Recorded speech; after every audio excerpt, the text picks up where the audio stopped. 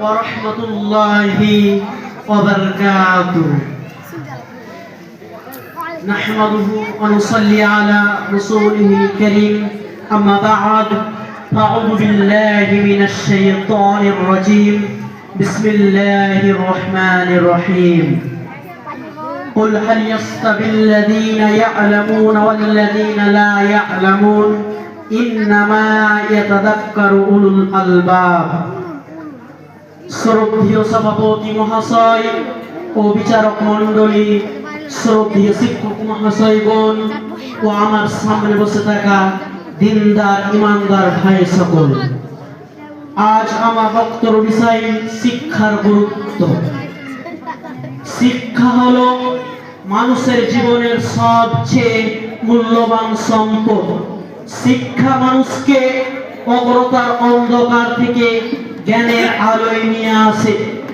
একজন মানুষ শিক্ষার মাধ্যমে ভালো মন্দ পার্থক্য করতে পারে। একজন মানুষ শিক্ষার মাধ্যমে ভালো মন্দ বুঝতে পারে। যার মধ্যে দিনই জ্ঞান আছে, যার মধ্যে দিনই শিক্ষা আছে, সে ব্যক্তি সঠিক পথে চলার শক্তি অর্জন করতে পারে।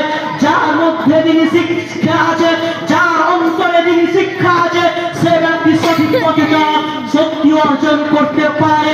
এই শিক্ষা শুধু চাকরি পাওয়ার মাধ্যমে নয়, এই শিক্ষা শুধু মাস্টার হওয়ার মাধ্যমে নয়, এই শিক্ষা শুধু প্রধান হওয়ার মাধ্যমে নয়, বরং মানুষকে মানবিক দায়িত্বশীল নাগরিক হিসাবে গড়ে তুলে একজন শিক্ষিত ব্যক্তি নিজের অধিকার যেমন জানে, তেমনি অন্য অধিকারে সম্মান করতে শিখে, তেমনি অন্য অধিকারে সম্মান করতে শিখে।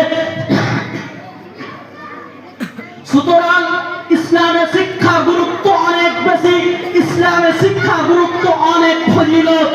কোরআনের সর্বপ্রথম মহান আল্লাহ তাবারক ওয়া তাআলা শিক্ষা সম্পর্কে সূরা আলাকের 5টি আয়াত সর্বপ্রথম মুহাম্মদ সাল্লাল্লাহু আলাইহি ওয়াসাল্লামের উপরে নাযিল করেছে। মহান আল্লাহ তাআলা বলেন, ইকরা বিসমি রাব্বিকাল্লাযী খলাক, পড়ো তোমার প্রতিপালকের নামে যিনি সৃষ্টি করেছে।